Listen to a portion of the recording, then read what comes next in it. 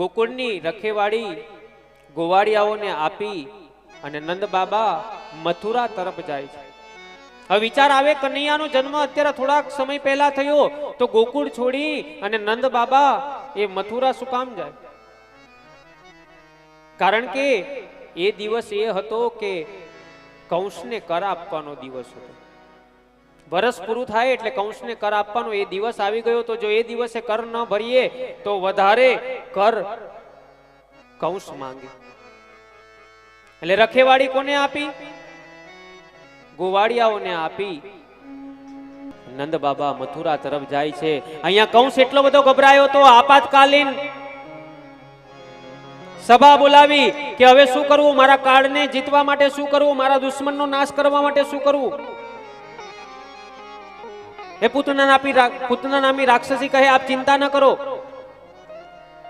જેટલા પણ આજુબાજુ ગામડામાં નાના બાળકો તાજા જન્મા છે ને એને મારી આવું.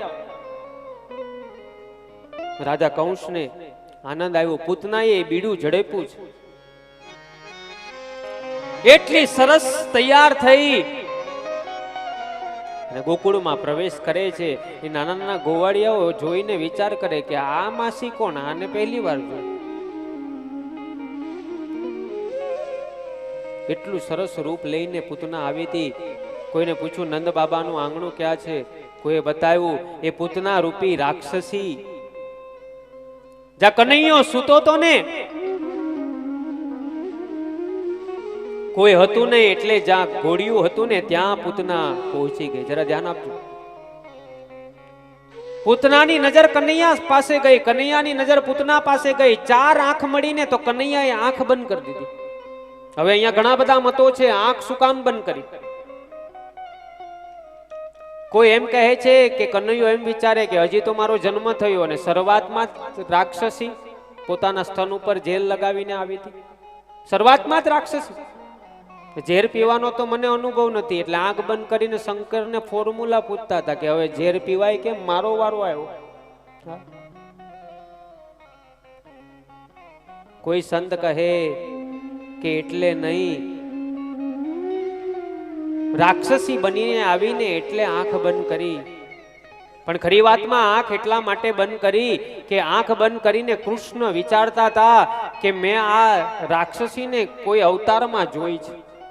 એટલે આંખ બંધ કરીને ઘણા બધા અવતારમાં ગયા ને.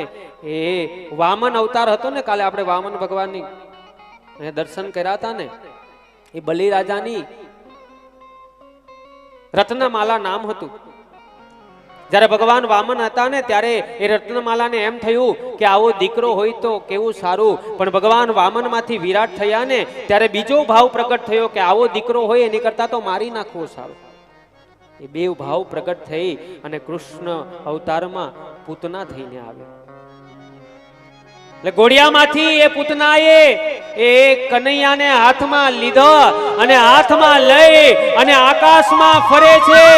એટલું શરીર મોટું કર્યું, એનાથી મોટું શરીર કૃષ્ણએ કર્યું. આકાશમાં ફરે એટલું વિશાળકાય શરીર હતું ને એનાથી વિશાળકાય શરીર કૃષ્ણએ કર્યું. હવે કૃષ્ણ આકાશમાં પૂતનાને લઈને ફરે છે. આ શરીરને ક્યાં નાખવું? મથુરા અને ગોકુળની વચમાં એક કંસનો બગીચો હતો. ભગવાન કૃષ્ણએ એ પૂતના નામની રાક્ષસીને એ બગીચામાં ઘા કર્યો છે અને એટલો જોરમાં અવાજ આવ્યો છે. બધા ગભરાઈ ગયા. ગોકુળવાસીઓ બહાર નીકળી ગયા ઘરની બહાર. શું થયું, શું થયું? માં યશોદા દોડીને ઘોડિયા પાસે આવીને તો જોયું તો ઘોડિયામાં લાલો જ નહીં. રડવા લાગી. શું થયું હશે? ત્યાં તો ગોવાળિયાઓ આવ્યા અને કહે છે કે હે માં, તારો લાલો રાક્ષસીની છાતી ઉપર રમે છે. માં યશોદા ને બધા દોડીને ગયા ને વિશાળ કાય શરીર પડ્યું હતું પૂતનાનું. એની છાતી ઉપર લાલો રમતો હતો.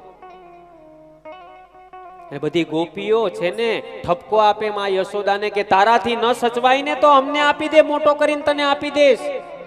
બીજી ગોપી કે હા 5 છે, છઠ્ઠો પડી રહેશે, હું ફરક પડે. માં યશોદા રડે છે, મારી ભૂલ થઈ, મને ખબર નથી. પછી તો બધા ગોકુળ વાસીઓએ એ કનૈયાને પૂતનાની છાતી પરથી નીચે ઉતારી. એટલે બધાએ કીધું કે હવે આ લાલો અપવિત્ર થઈ ગયો. એને પવિત્ર કરવા માટે શું કરવું? તો ગૌમૂત્ર અને ગાયના છાણથી સ્નાન કરાયું.